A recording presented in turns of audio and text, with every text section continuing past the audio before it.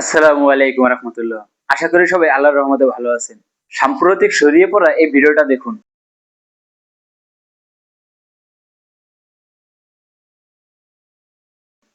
যা নিজের উপরে হওয়া যে কোনো আচরণ সহ্য করে নেওয়া ছাড়া কিছুই করতে পারে না।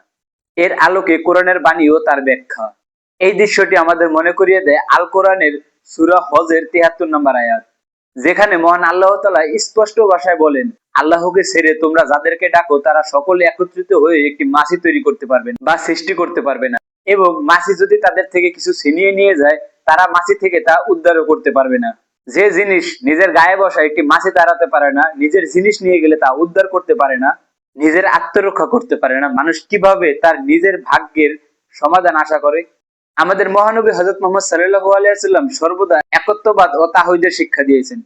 কাঠ দিয়ে, মাটি দিয়ে বা মানুষের তৈরি কোনো বস্তুকে ইবাদত করতে কঠোরভাবে হযরত মুহাম্মদ সাল্লাল্লাহু আলাইহি ওয়াসাল্লাম নিষেধ করেছেন। সত্যিকারের মহান তো তিনি, যিনি মহাবিশ্ব সৃষ্টিকর্তা এবং ইবাদতের যোগ্য। আল্লাহ তাআলা সবাইকে সত্য পথ ও সঠিক পথে চলার তৌফিক দান করুক।